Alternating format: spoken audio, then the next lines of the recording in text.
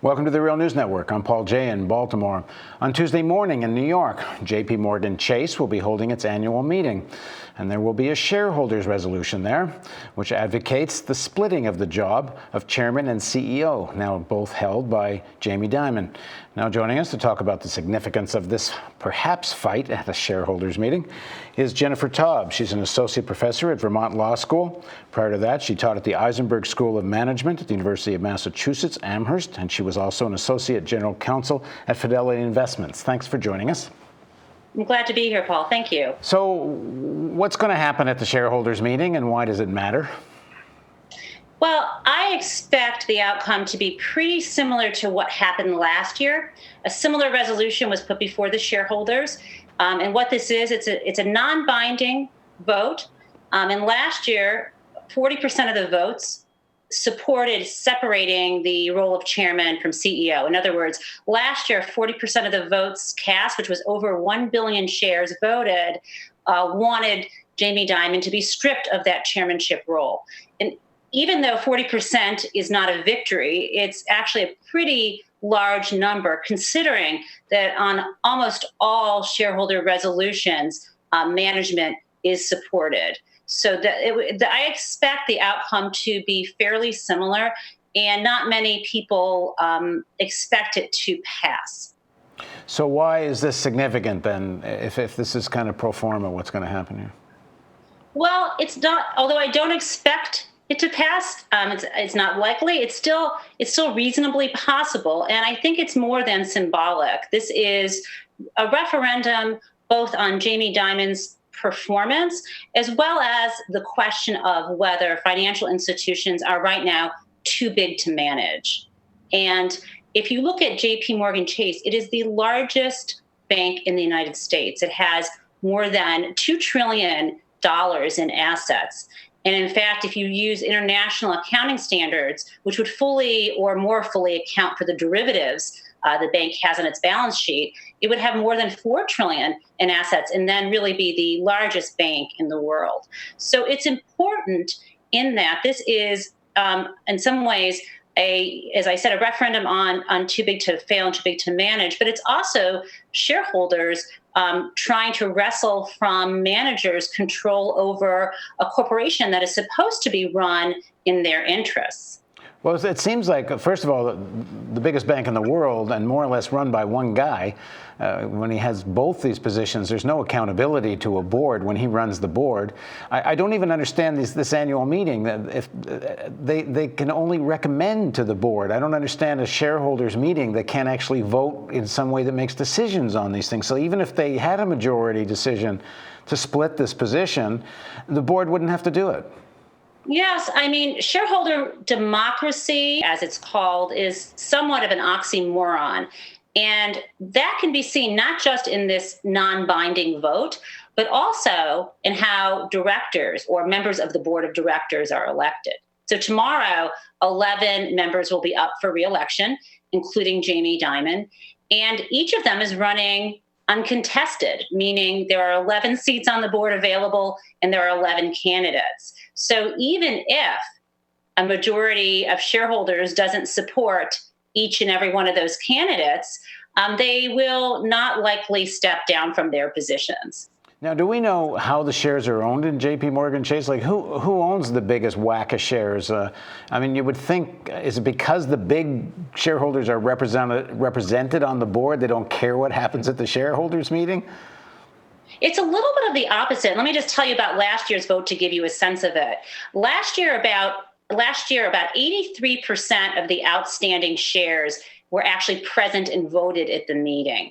And the fact that 40% wanted Jamie Dimon to step down from chairman tells us that a number of institutional investors, and not just activist union pension plans and government and state and local pension plans, but also institutional investors who represent purely private interests voted against him. So on the one hand, yes, the swing votes, right now the difference between passing this resolution and not passing, really right now it will be determined by large institutions. And it's not clear what the tally is at the moment. There's a firm called Broadridge that keeps the tally of votes. And from stories in the press recently, it seems that there are a few large money managers, including BlackRock and some of the mutual fund families, that will make the difference here. And some big managers have announced how they're voting. For example, those that say they're voting to strip him of that role, and others that say they're standing by him. But there's still unknowns at this moment.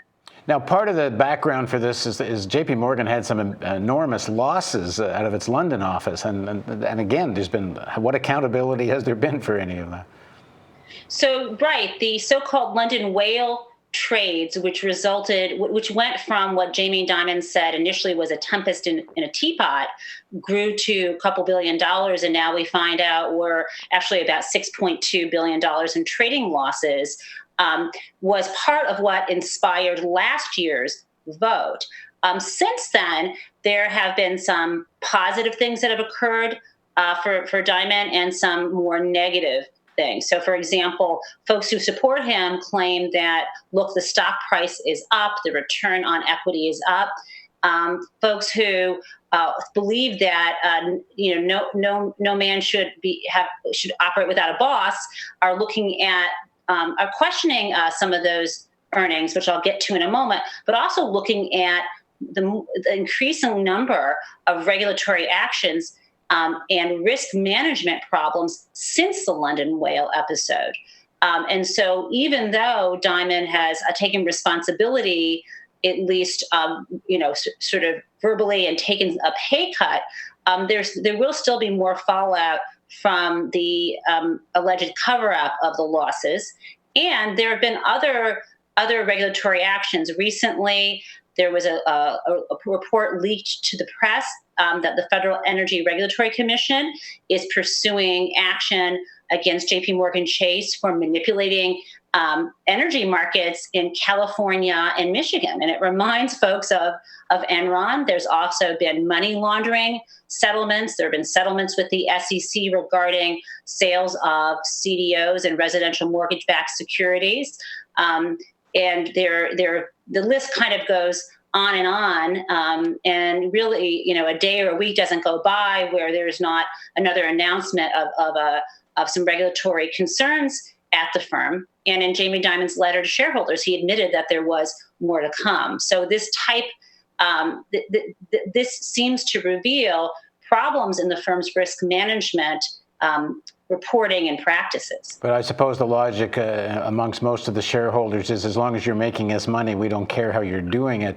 But let me ask a question: how big a player in all this are union pension funds? Because there's been a lot of people have criticized the unions that they kind of critique the banks, and they have lots of even the occasional protest and statements and all that. But where they have real clout through their pension funds, they don't exercise that clout in any way to make the banks more accountable. I guess a couple things. First, to your comment before, shareholders do want returns, but they want sustainable returns, not smoke and mirrors and surprises later with that. First of all, a big settlement comes, and not only is there $1 billion settlement to be paid, but also practices need to change, and suddenly earnings can't keep growing. So I think shareholders want sustainable returns. In terms of the union pension funds, this resolution this year to break up the chairman and CEO role was sponsored by a few funds, including the AFS-CME and including the New York City Pension Fund in the state of Connecticut. So as it happens, the union and the public pension funds tend to be the types of institutional shareholders who are willing to put their names on these proposals. Why don't they contest for some board seat or two instead of just going along with the slate? So there are, in terms of the board this year, there are about 3 board members who have been targeted for folks to vote against, including members of the Risk Policy Committee. And there was a wonderful quote from Ann Simpson of the CalPERS, the California large California pension plan. And she described the problem on JP Morgan's board is that so many of the board members lack any financial firm or financial background that will qualify them to oversee risk at the largest financial institution in the U.S., if not the world. And so, for example, one of the board members being targeted by folks is Ellen Futter, who is president of the American Museum of Natural History, which is obviously a wonderful institution. But this is a person who doesn't have banking background and also happened to be on the board of directors at AIG when its collapse nearly brought down the whole financial system. So shareholders are doing that. I mean, I think it's a separate, maybe your question is also, why don't they try to actually have proxy contests and try to get their own board members? Yeah, that's my asking, because before you said that, even if they were successful in, sort of recommending against this board member, there's nothing that says that board member has to step down. It's just a recommendation. Right. And so it's interesting. We're quite different from many European countries. And European countries often labor, meaning folks who work at a firm get representation on a board. But in the U.S., there's only right now there are two routes to trying to get a board member, a dissident board member elected. And the first way is to have what's called a proxy contest. Proxy refers to this document that sends this invitation to the annual meeting that includes the votes. It's called a proxy because you use another firm to vote for you by proxy, that firm Broadridge. But at any rate, a proxy contest is where shareholders who want representation on the board actually have to send their own separate mailing that they pay for to the existing shareholders with their own slate of candidates. And those are very expensive.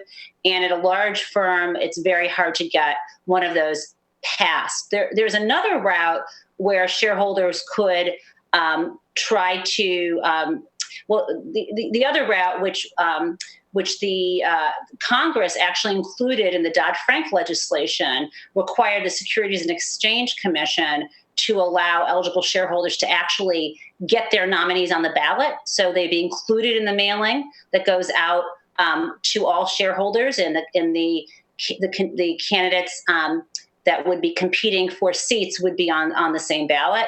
But this rule that was enacted, and by the way, it was a limited number of dissident candidates, but at any rate, this rule that was enacted by the SEC was struck down in the DC circuit due to what the court said, the SEC's failure to engage in a robust cost-benefit analysis. So at any rate, it is very difficult to change the composition of the board. But yet again, the shareholders can register their displeasure by not casting votes in favor of the board members they would like to step down.